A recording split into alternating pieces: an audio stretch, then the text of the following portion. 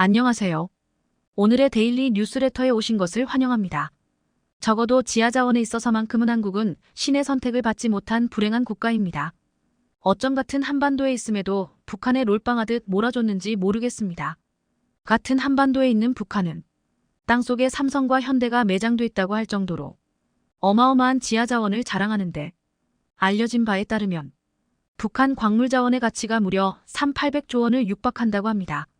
2022년 기준 한국의 1년 예산이 607조 원으로 확정됐는데, 세계에서 손꼽히는 선진국이라는 한국의 6년치 예산에 버금가는 양이 북한 지하에 매장된 겁니다.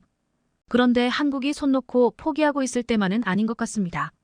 왜냐면 일본 앞바다에 매장된 석유 매장량과 천연가스 매장량이 세계에서 가장 많은 석유가 매장된 국가 중 하나인 사우디아라비아 각 4.5배, 10배 수준이라는 조사 결과가 있으니까요. 그리고 이 지점에 한국이 일본보다 앞서 1등으로 찜했기 때문에 조금만 머리를 쓰면 곧 한국도 원유 수출국이 될지도 모르겠습니다. 때는 바야흐로 1968년 10월 12일 유엔의 아시아 극동 경제위원회 산하 아시아 근해의 광물자원 탐사를 위한 공동위원회는 미 해군과 공동으로 황해와 동중국해의 광물자원 탐사를 시작합니다. 11월 29일까지 행해진 이 탐사는 미국의 해양지질학자 에머리 K. 에머리가 주도했는데 무려 6주간 황해와 동중국해를 이잡듯 샅샅이 조사했죠. 그리고는 1년 뒤 1969년 에머리 보고서가 발표됩니다.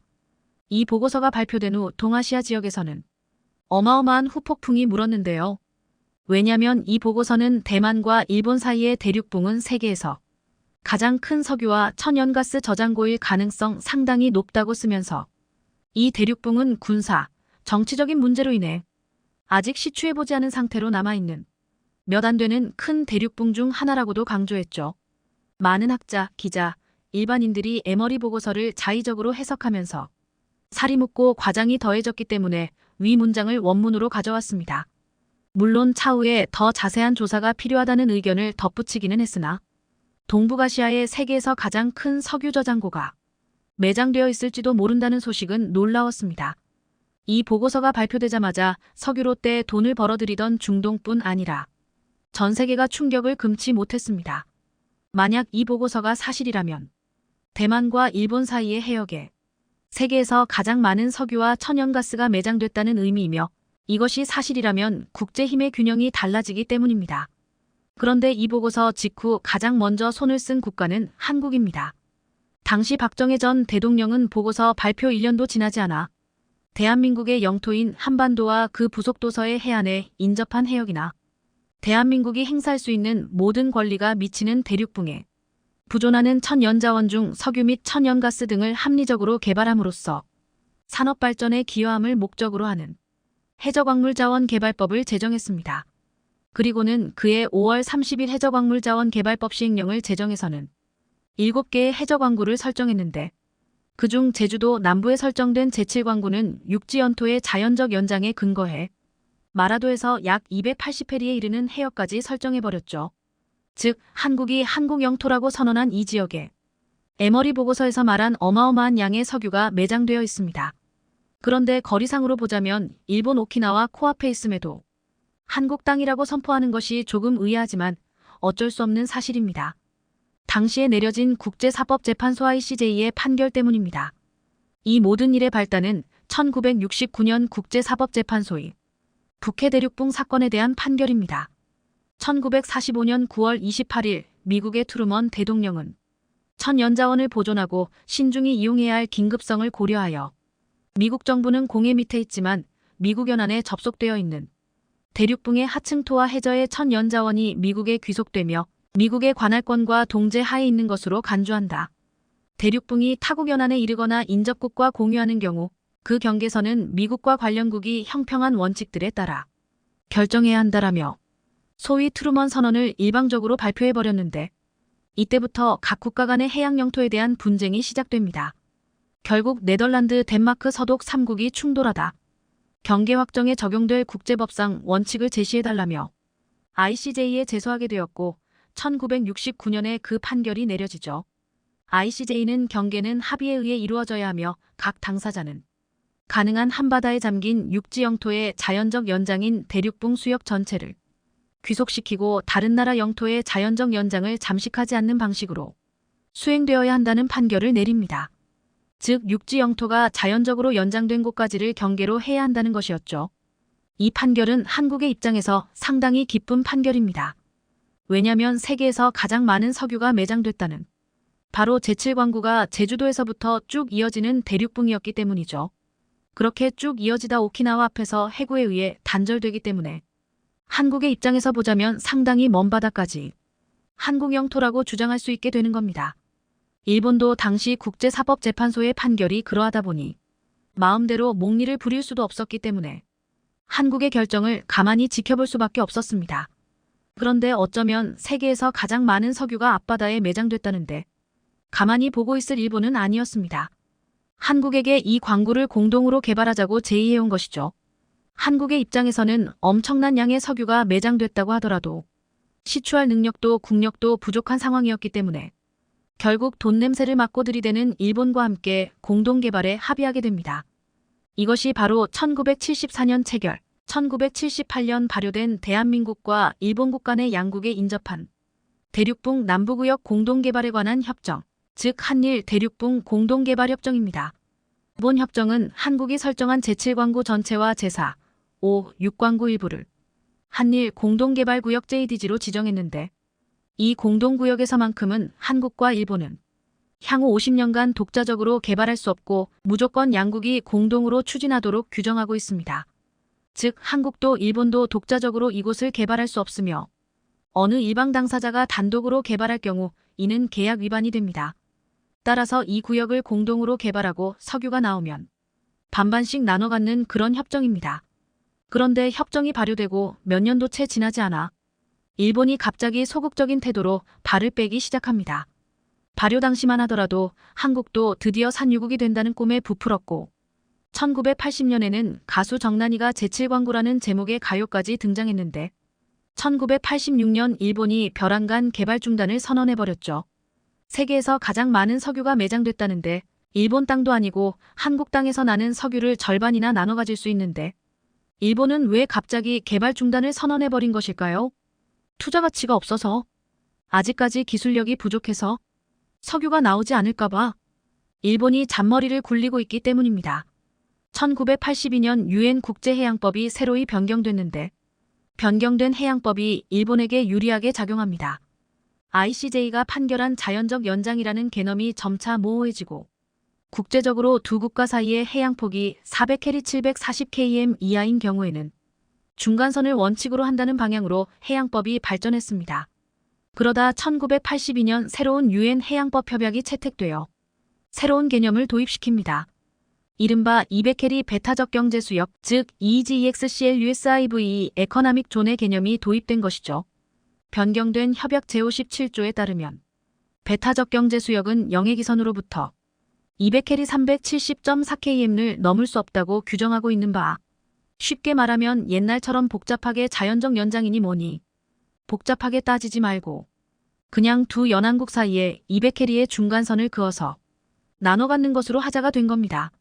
참고로 자국의 영해를 확정하기 위한 기준선 영해기선으로부터 12L이 22.24km는 영해, 200캐리 370.4km가 배타적 경제수역입니다.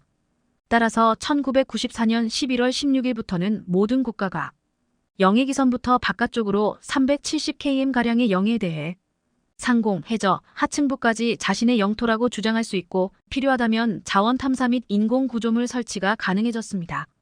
일본은 이 부분을 간파했습니다. 한국과 일본이 만약 200캐리 배타적 경제수역을 선언하고 중첩되는 부분에 중간선을 그으면 대마도로 인해 한국 쪽으로 중간선이 상당히 줄어듭니다. 즉 제7광구로 이름 묻어진 지역의 90%가 일본의 배타적 경제수역이 되는 것이죠. 여기에 한일 대륙붕 공동개발협정은 50년간만 유효하기 때문에 2028년이면 만료되므로 일본이 가만히 버티고 있으면 2028년에 알아서 일본 영토가 되기 때문에 굳이 이를 나눠 가지고 싶지 않은 겁니다. 그리고 협약 제31조 2항과 3항에 따라 협정은 50년의 기간 동안 유효하며 일방 당사국은 타방 당사국에 3년 전에 서면 동고를 함으로써 협정을 종료시킬 수 있다고 규정하는 바. 2025년이면 일본이 협정 종료를 서면으로 통보할 것이 거의 확실한 상황입니다. 이렇게 1987년 마지막 시추공을 뚫은 이후로 경제성이 없다는 주장을 내세워 개발을 중단한 일본 때문에 아무런 진척이 없게 된 것입니다. 지난 2020년 한국 정부는 6차 해외자원개발 기본계획안을 발표하면서 제7광구 공동개발을 위한 협의 재개를 범정부 차원에서 추진하겠다는 계획을 발표하면서 이미 그해 1월 석유공사를 조강권자로 지정한 후 일본 외무성에 동보했습니다. 협약 종료 8년을 앞두고 최후의 승부수를 띄웠으나 일본은 여전히 뭉개기로 일관하고 있습니다. 한편 1968년의 기술력으로 판단한 석유 매장량을 믿을 수 없다면 2005년의 기술력은 어떨까요? 제7광구와 관련한 석유, 천연가스 매장과 관련해 자주 인용되는 것이 바로 미국의 우드로 월슨 센터가 2005년에 발표한 동북아의 해저 석유 보고서입니다. 해당 보고서의 5페이지에는 중국 전문가들은 지질학적 사실에 기초해 동중국해의 천연가스 매장량은 최소 175조에서 210조 세제곱피트로 추정하고 있다고 밝히면서 사우디아라비아는 21조 8영억 세제곱피트, 미국은 117조 4영억 세제곱피트라고 썼습니다. 또한 잠재적 석유 매장량에 대한 해외 추정치는 1영억 배럴이며 사우디아라비아가 617배럴, 미국이 220배럴을 보유하고 있다고도 썼죠. 즉 요약하면 제7광구를 포함한 동중국해에는 천연가스의 경우 사우디아라비아의 최대 10배, 석유는 사우디아라비아의 최대 45%가량이 매장됐다고 추정하는 겁니다. 그러면서 또 다른 걸프만이라는 표현까지 썼죠. 그러나 한 가지 사실만은 명확합니다. 제7광구를 포함한 동중국해에서 아직까지 제대로 된 탐사와 분석이 이루어지지 않았다는 점, 그리고 이 무한한 잠재력을 가진 광구를 빼앗긴다면 한국이 힘의 균형에서 절대로 우위에 설 수 없다는 점입니다. 어떤 수를 써서라도 이 7광구에 대한 개발이 시급한 시점입니다. 이 사실이 널리 알려져 한국인들 모두가 인식하고 위기의식을 느낄 때 표가 필요한 정부의 발빠른 움직임이 있지 않을까요? 중국이 한국에 보복하기 위해 너무나도 충격적 일을 꾸미고 있었습니다. 지금까지 중국이 한국에 했던 보복과는 비교가 불가능할 정도로 너무나 충격적이고 강력한 보복입니다. 반도체를 넘어서 세계에서 가장 큰 시장이 될 것으로 전망되는 2차 전지 산업. 이렇게 거대한 2차 전지 산업을 한국이 싹쓸이하자 중국이 한국을 박살내기 위해 너무나도 충격적인 일을 꾸몄습니다. 자, 그런데 한국에서 기적이 일어났습니다. 어떻게든 한국을 짓밟으려는 중국을 한방에 잠재워버릴 너무나도 강력한 한방을 한국이 세상에 공개하면서 대반전이 일어났는데요. 지금부터 이 놀라운 내용, 최고 수익률이 여러분들에게 전해드리겠습니다. 중국이 미쳤습니다. 갑자기 전 세계에서 가장 많은 원전을 한 번에 지어버리면서 중국이 현재 건설 중인 원전이 완공되면 프랑스를 제치고 세계 2위 원전 가동 국가로 뛰어오를 전망입니다. 4일현지 시각 세계원자력협회 WNA에 따르면 지난 5월 기준 전 세계에서 가동 중인 원전은 436기, 건설 중인 원전은 59기에 육박합니다. 건설 중인 원전을 놓고 보면 중국이 23기로 압도적 1위입니다. 현재 프랑스보다 가동 중인 원전이 일기적다는 것을 감안하면 중국이 신규 원전 건설을 마무리 지을 경우 세계 2위 원전 가동국으로 부상할 수 있습니다. 여기다 각국의 원전 건설 계획을 더하면 중국의 원전 규모는 더 커집니다. 중국은 원전 45기를 추가로 건설할 계획입니다. 현재 가동 중인 55기에 건설 중인 23기, 건설 계획인 45기를 더하면 총 123기로 원전 1위 국가인 미국 가동 중 93기, 건설 중 1기, 건설 계획 3기를 넘어서게 되죠. 중국이 원전을 짓든 말든 우리가 신경 쓸 일은 아니지만 문제는 바로 이겁니다. 보시면 중국이 이 엄청난 양의 원전을 한국과 가장 가까운 중국 동부 해안에 몰아서 전부 짓고 있다는 것입니다. 전체 33개 성자치 구직할시 가운데 장수저 장푸젠 등 동부 연안 8개 성에만 원전이 있습니다. 내륙 탄광에서 멀어 석탄 발전은 비싼 반면 냉각수 확보가 쉬워 원전 운영에 유리한 지역들입니다. 당초 중국 정부는 내륙에도 40여 기 원전을 지어 원전의 동부 편중을 해소할 계획이었습니다. 그러나 후쿠시마 사고가 일어나자 이를 중단했습니다. 인구가 밀집한 내륙의 원전에서 사고가 나면 연안보다 피해가 훨씬 크다. 가뭄으로 냉각수 공급이 중단되거나 방사능 유출이 식수원 오염을 일으킬 위험이 크다. 등의 거센 반대 여론 때문이었습니다. 정부가 신규 원전 허가를 동부 연안에만 내주면서 이 지역은 거대한 원전 벨트로 변하고 있습니다. 어이가 없죠. 내륙에서 원전이 터지면 중국인들의 피해가 크니 한국의 서해와 맞닿는 곳에 지어 원전 사고가 날 경우 한국이 가장 많은 피해를 받도록 한 것입니다. 중국 원전은 지각의 화약고 위에 있습니다. 동해안의 원전 벨트 근처에는 탄로 단층대 지각이 어긋나 있는 곳과 지나고 있습니다. 이 단층에선 지난 1976년 24만여 명의 회생자를 낸 규모 7.8의 탕산 대지진이 발생했습니다. 한국지질자원연구원 이윤수 박사는 탄로 단층대가 중국 동해안 원전 벨트의 위협 요인이라면 한반도 북쪽 지린성 헤이룽장 성랴오닝성의 원전은 활화산인 백두산 폭발의 직격탄을 받을 수도 있다고 말했습니다. 게다가 중국 원전은 원전 사고가 나면 편서풍과 해류를 타고 방사능 오염 물질이 한반도에 유입됩니다. 2011년 후쿠시마 원전 사고에서 입증됐듯 일본에서 발생한 방사능 오염 물질은 대부분 바람이나 해류를 타고 태평양 쪽으로 빠져나갔습니다. 한국원자력안전기술원의 시뮬레이션 결과에 따르면 중국 장쑤성 텐완 원전에서 후쿠시마 사태와 같은 원전 사고가 발생하면 편서풍을 타고 이르면 3일 안에 방사성 물질이 한반도 상공에 도달합니다. 장쑤성과 서울과의 거리는 약 970km입니다. 특히 산둥반도 동쪽 끝에 짓고 있는 스다오안 원전은 인천까지 직선 거리가 330km에 불과합니다. 바다도 마찬가지입니다.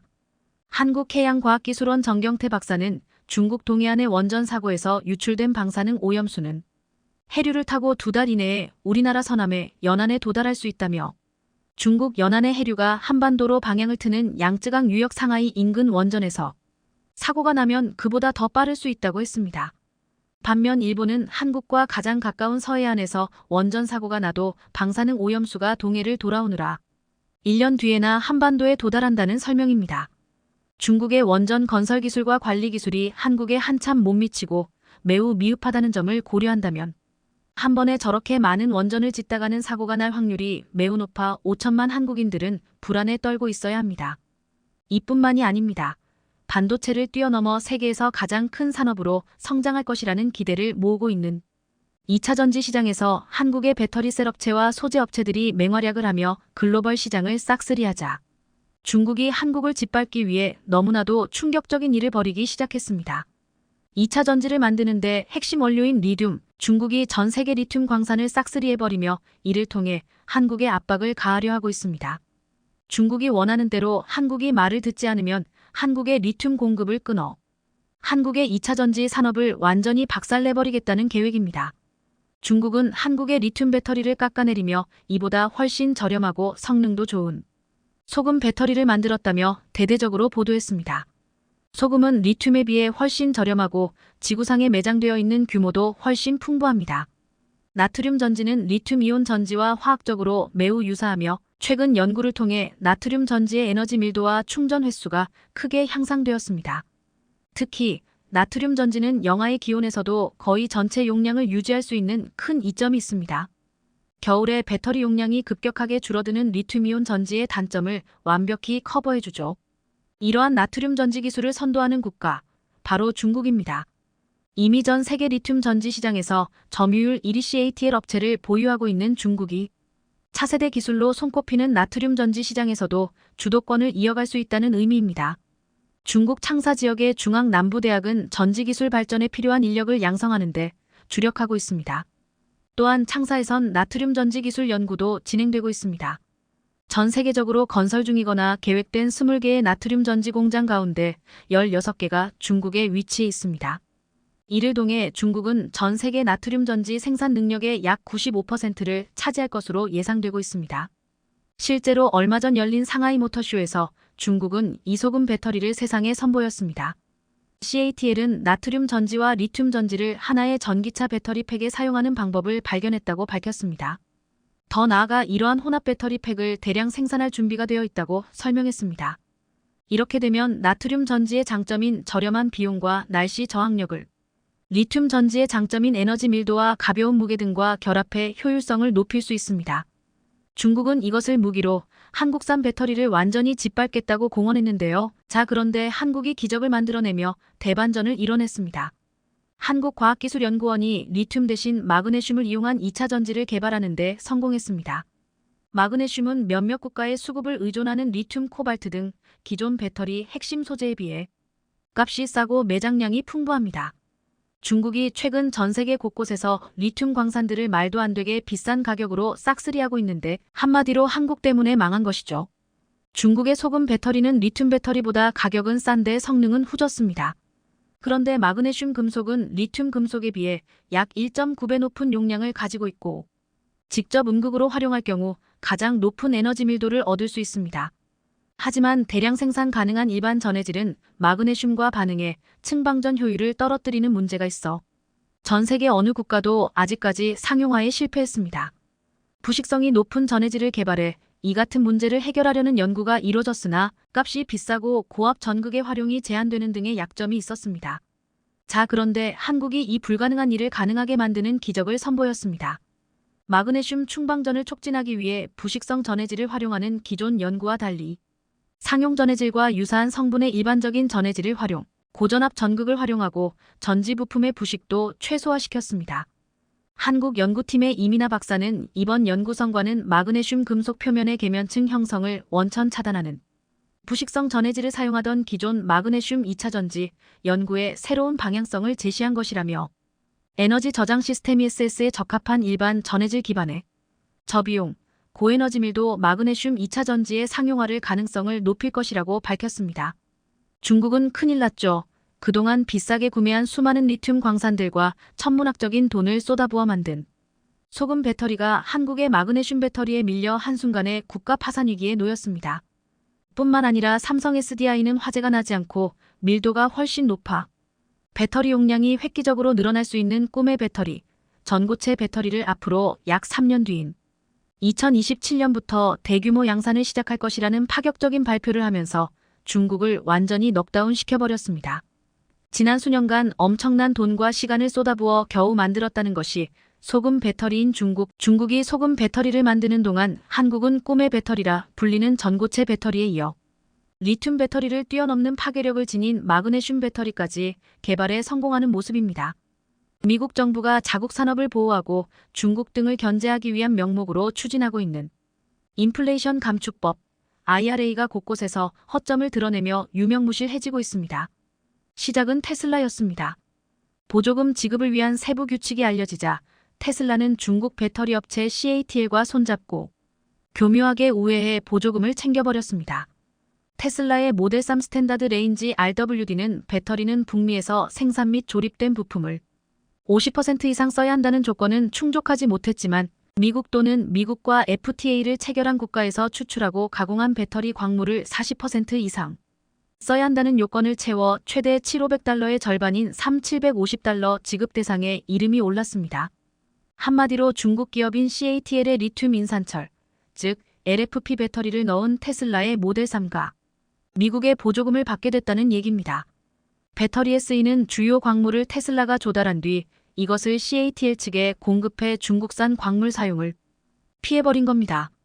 이렇게 되면 바이든 대통령이 중국을 잡겠다고 내놓은 IRA법이 무슨 의미가 있을까요? 법의 허점을 교묘하게 파고들어 보조금의 절반을 챙긴 테슬라는 바이든 행정부가 추진하는 IRA가 얼마나 허술한가를 보여주는 좋은 사례였습니다. 재미를 본 중국 CATL은 포드와도 손을 잡고 미국에 공장을 세우려 하고 있습니다. 이처럼 IRA의 추진 의도 자체가 무색해지자 미국 의회까지 나서 문제를 보완하려 했지만 뾰족한 대안을 내놓지 못하고 있는데요. 중국은 이미 10여 년 전부터 광산을 확보했기 때문에 전기차 회사들이 중국산 광물을 쓰지 않을 수 없는 상황입니다. 따라서 이런 중국의 우회 전략을 알고서도 봉쇄하지 못하고 있습니다. 지난 18일 미국이 추진 중인 IRA의 민낯이 드러났는데 황당하게도 보조금을 받을 수 있는 차들은 모두 미국 차들 뿐이었습니다. IRA의 보조금을 받을 수 있는 세부 모델은 캐딜락과 쉐보레, 크라이슬러, 포드, 지프, 링컨, 테슬라 등 16개 차종이었습니다. 지난해까지는 39개 모델이 보조금을 받았지만 한국을 비롯해 일본, 독일 등 7개 브랜드는 빠졌습니다. 결국 미국이 만든 IRA는 동맹국들에게 피해를 주고 중국은 교묘하게 빠져나갔습니다. 그동안 현대차와 기아 전기차 모델 중 유일하게 보조금을 받던 모델은 미국 엘라베마 공장에서 조립되는 현대차 GV70이었는데 이번에는 지급 대상에서 빠졌습니다. GV70에 들어가는 SK온의 배터리 셀이 중국에서 제조된다는 게 이유입니다. 이 때문에 최종 생산지는 미국인데도 중국산 딱지가 붙어 이번 보조금 대상에서 빠지게 되었습니다. 상황이 이렇게 되자 미국 주요 언론들조차 바이든이 내놓은 인플레이션 감축법에 대해 비판적 논조를 이어가며 한국의 입장을 옹호하고 있습니다. 특히 LA타임스는 이렇게 보도했습니다. 현대차그룹은 테슬라에 필적하는 전기차 경쟁력을 갖췄으나 바이든 행정부의 IRA로 불이의 일격을 당했다. 미 행정부가 현대차에 기습 공격을 감행한 것이다. LA타임스는 작년 13분기 아이오니고와 기아 EV6 판매량이 전기차 시장에서 2위권 경쟁자였던 포드의 머스탱 마이를 추월했다면서 가격 경쟁력을 갖춘 현대차가 전기차 대중화 시대를 향해 전진했다고 호평했습니다. 현대차그룹의 전기차들을 테슬라의 주요 경쟁자로 같은 반열에 놓고 비교한 겁니다. 그러면서 LA타임스는 IRA가 미국에서 EV를 만들고 판매하는 포드, GM, 테슬라와 같은 경쟁사들의 세금 혜택을 주지만 이 법은 미국에 투자하고 미국 시민을 고용하는 회사들에게 불이익과 모욕을 준다고 비판했습니다. 실제로 미국 정치권에서 초차 바이든의 인플레이션 감축법은 실패했다는 반응이 잇따르고 있습니다. 미 하원은 IRA 전기차 보조금의 허점을 이용해 중국으로 돈이 흘러들고 있다며 포드와 CATL의 배터리 공장을 국가 안보를 위협하는 트로이의 목마라고 비판하고 있습니다. 공화당 마크 루비오 상원의원은 IRA 보조금이 CATL로 흘러들어가지 않도록 차단하는 법안을 발의했는데요. 하지만 과연 이 법안이 어느 세월에 통과되어서 IRA법의 잘못된 점을 고칠 수 있을지는 회의적인 시각이 많습니다. 그런데 일각에서는 IRA가 한국의 전기차와 배터리 기업의 경쟁력에 큰 타격을 주지 않을 것이란 전망도 나오고 있습니다. 결과적으로 한국의 경쟁 모델도 보조금 지급을 못 받게 되었기 때문입니다. 경쟁 모델인 테슬라 모델 X, BMW X5도 보조금을 못 받게 되었습니다. 따라서 한국 전기차들은 지금도 이들보다 30%나 저렴하기 때문에 여전히 가격 경쟁면에서 우위를 점하고 있기 때문인데요. 또한 현대가 미국에 짓는 새 공장이 완공되고 EV9이 미국에서 생산돼 $3,750의 보조금을 받는다면 그때는 한국 전기차가 압도적인 경쟁력을 갖게 될 것입니다. 더구나 현대와 기아는 보조금을 못 받게 됐다고 해서 손 놓고 있지는 않았습니다. IRA의 예외 규정으로 세액공제를 받을 수 있는 리스나 렌트와 같은 상업용 차량 판매를 통해 시장 점유율을 지켜가면서 보조금 대상에서 제외된 GV70의 배터리를 현재 중국산에서 북미산으로 대체하는 방안을 찾고 있습니다. 한국 기업들은 문제가 생겼을 때 해결 방법을 빠르게 찾는 것 하나는 세계 최고이기 때문입니다. 무엇보다 지금 한국의 저력은 IRA라는 복병을 오히려 우리에게 호재로 만들고 있는 데에서도 드러나고 있습니다. 미국에서 보조금을 계속 받게 된 미국산 전기차 모델 대부분이 K배터리, 즉 한국산 배터리로 채워져 있기 때문입니다. 미국에서 생산된 전기자동차에만 보조금을 주는 IRA의 수혜 전기차 22종 가운데 절반인 11종 안에는 LG에너지솔루션의 배터리가 장착돼 있습니다. 나머지 4개 차종 역시 2개는 삼성 SDI, 2개 차종엔 SK온의 배터리가 탑재돼 있습니다. 테슬라를 제외하면 보조금 대상인 GM, 포드, 스텔란티스 등 미국 브랜드의 전기차 17종에 모두 한국산 배터리가 들어가 있는 것입니다. 한마디로 현재 미국 브랜드의 전기차는 한국 배터리가 없으면 굴러갈 수가 없습니다. 따라서 IRA의 최대 수혜는 오히려 한국 배터리 회사들이라는 이야기까지 나오고 있는 것인데요. 특히 미국으로부터 보조금 지급을 받는 전기차종의 절반의 배터리를 공급하는 LG에너지솔루션의 경쟁력은 두말하면 잔소리가 되고 있습니다. 심지어 LG에너지솔루션 미국 공장에서 생산된 배터리를 쓰는 8종의 전기차들은 보조금 $7,500 전액을 받게 됩니다. IRA가 요구하는 전기차 배터리의 광물 부품 요건을 모두 충족하기 때문입니다. 한마디로 압도적인 경쟁력이라고 할 수 있습니다. 삼성 SDI 헝가리 공장에서 생산된 배터리가 장착되는 지프의 그랜드 체로키와 랭글러, 포드 이스케이프, 링컨 코세어 등 4종은 보조금 $3,750가 책정됐습니다. 국내 배터리 업체들이 미국을 비롯해 북미 등의 전기차 배터리 공장을 빠르게 구축한 덕분에 이처럼 IRA의 수혜를 보게 된 것인데요. 한국산 전기차들은 많은 어려움이 예상되긴 하지만 그래도 다각도로 난관을 헤쳐나가고 있는가 하면 앞으로 미국으로부터 보조금을 받기 위한 글로벌 완성차 업체들의 러브콜이 이어질 예정입니다. 최소 3년치 먹거리를 확보해둔 한국 배터리사들은 미국 인플레이션법이라는 복병을 만나서도 조용히 미소 짓고 있습니다. 중국 업체들이 보조금을 위해 미국에 공장을 짓더라도 최소 6, 7년은 걸릴 것이기 때문에 당장은 한국 배터리 업체들의 동무대가 될 예정이기 때문입니다. 아울러 한국 배터리 기업들은 최근 열린 상하이 모터쇼에서 혁신적인 신기술을 공개하며 중국 전기차 산업의 몰락이 얼마 남지 않았음을 증명했습니다. 보시는 것은 삼성 SDI가 중국 상하이에서 열리고 있는 중국 모터쇼에서 선보인 6세대 각형 배터리입니다.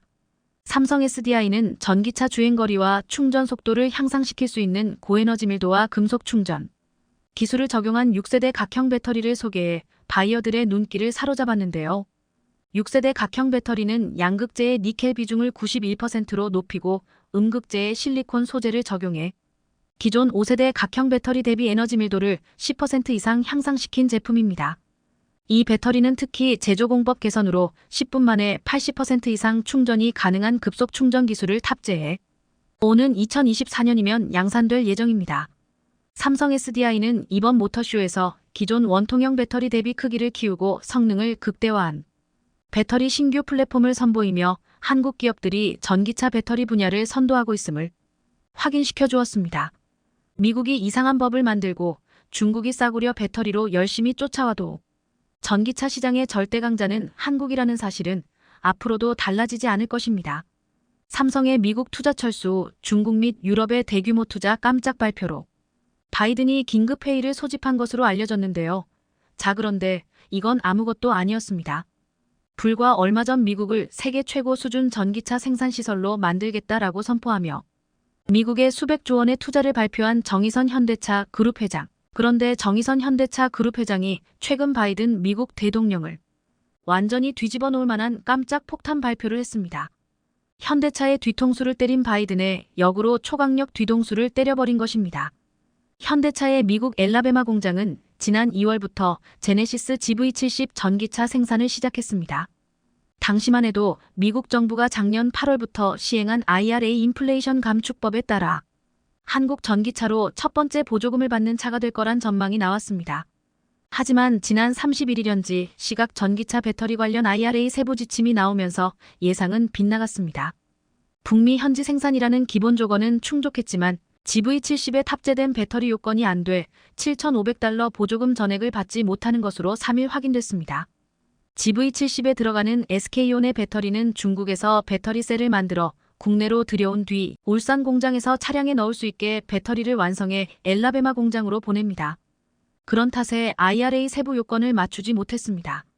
IRA는 북미에서 생산된 전기차에 대해 최대 $7,500 약 990만 원에 달하는 보조금을 지급하는데 탑재된 배터리가 북미에서 생산 조립된 부품을 50% 이상 쓸 경우 $3,750를 미국과 자유무역 협정 FTA를 체결한 국가에서 추출 가공한 배터리 광물을 40% 이상 써야 나머지 절반을 받을 수 있습니다. 당초 자동차 업계에선 GV70이 미국 내 생산이란 요건을 갖춘 만큼 보조금 대상이 될 거라 예상했지만 IRA 배터리 관련 세부 규정이 예상보다 더 까다롭게 정해지면서 보조금 대상에서 빠지게 된 셈입니다. 미국에서 현대차그룹의 지난 5년간 전기차 판매량을 보시면 2018년 1493대에서 지난해 58,028대로 기적같은 속도의 성장을 거두고 있습니다. 다른 브랜드 전기차들을 모두 무시하며 떵떵거리고 있는 세계 최고의 부자 일론 머스크 테슬라 CEO조차 현대차가 자신의 유일한 라이벌이라며 극찬했죠. 자, 그런데 이러한 한국 브랜드의 무서운 질주가 무서웠는지 바이든은 미국에 가장 많이 투자를 한 현대차를 역으로 차별하는 황당한 정책을 내놓았습니다. 이 때문에 다른 차들은 모두 1,000만 원씩의 보조금을 받는데 현대차만 못 받은 데다 테슬라는 1,000만 원의 보조금을 얻고 가격이나 전략까지 쓰면서 공격적인 판매에 나서며 현대차의 미국 내 전기차 판매가 급격하게 감소해버렸습니다. 미국 전기차 시장 1위 업체인 테슬라의 저가 공세는 거셉니다. 테슬라는 2일 현지 시각 1분기 13월 판매량이 42만 2,875대라고 발표했습니다. 작년 1분기보다 36% 급증의 분기 기준으로 최다 판매 기록입니다. 1월 시작한 최대 20% 할인 전략이 먹힌 것으로 보입니다. 여기에 더해 미국 정부가 주는 1,000만 원의 보조금까지 더해져 판매량이 급증한 것입니다. 결국 현대차가 파격적인 결단을 내렸습니다. 가솔린 다음이 전기차라면 전기차 다음이 바로 수소차죠. 궁극의 기술 수소연료 전지차, 현재 수소차 분야에서 압도적인 세계 1위를 기록 중인 현대차가 천문학적인 수소차 투자를 미국이 아닌 중국에 결정했습니다.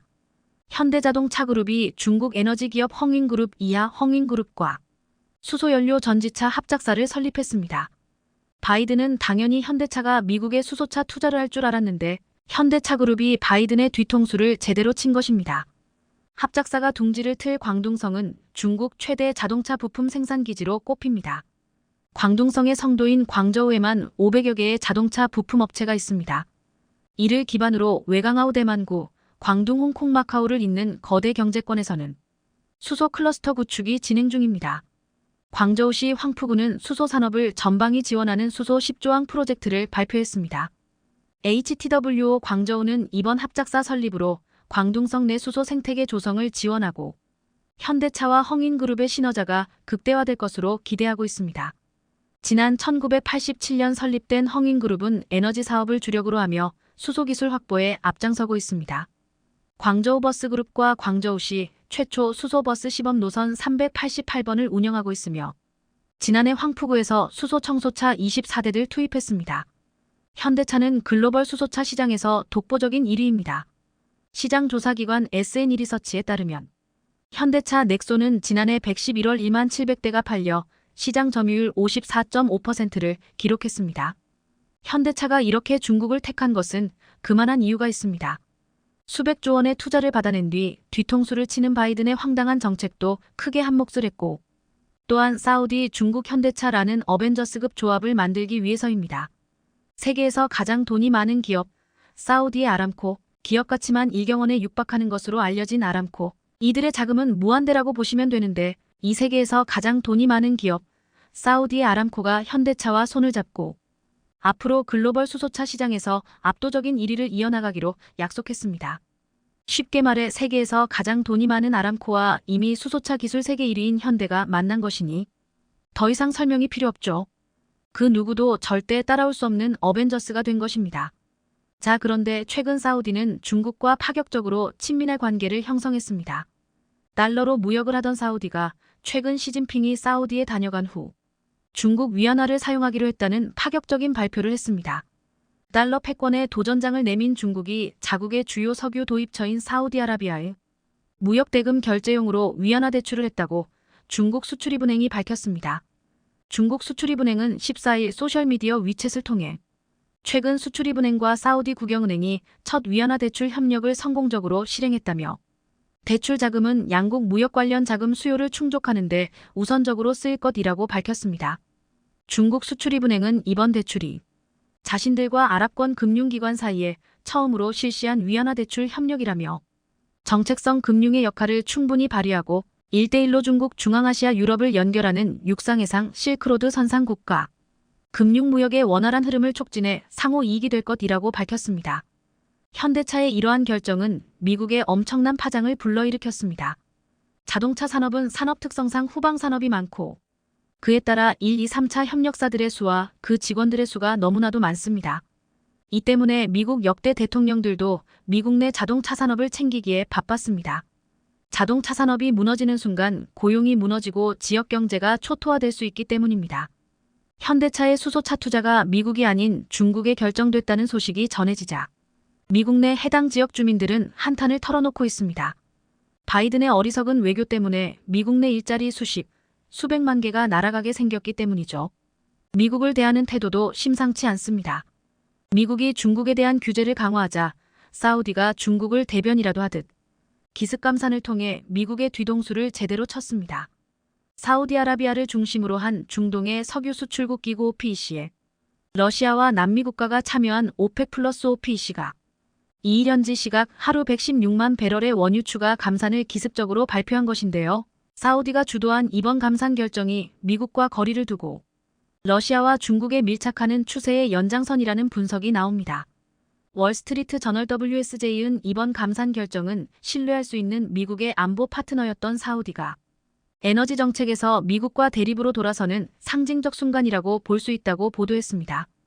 미국 경제가 그렇지 않아도 인플레이션으로 극심한 고동을 받고 있기 때문에 이번 사우디의 기습 감사는 미국의 치명타가 됐고, 미국 국민들은 바이든의 엉망진창인 외교 때문에 미국 국민들이 고스란히 피해를 받고 있다고 외치고 있습니다. 현대차뿐만 아니라 삼성도 미국의 투자를 늘리는 대신 중국의 대규모 투자를 단행했습니다. 삼성 SDI가 중국 상하이에 초대규모 R&D 연구소를 설립했다고 밝혔습니다. 삼성은 중국의 우수 대학 및 연구기관과 협력 네트워크를 강화해 특화 기술 확보 및 업체 동향을 파악할 것이라 밝혔습니다. 한국의 이러한 행보에 어쩔 줄 몰라 하는 바이든, 그런데 또 한국을 향해 충격적인 일을 저질렀습니다. 유럽과 일본에는 더 이상 알루미늄 제품에 매겨왔던 고율 관세를 없애주겠다고 했는데 한국산 알루미늄에는 반대로 관세를 추가로 부과했습니다. 미국 상무부는 한국 업체들의 관세 부과에 대비한 현금 예치도 지시했습니다. 어이가 없죠.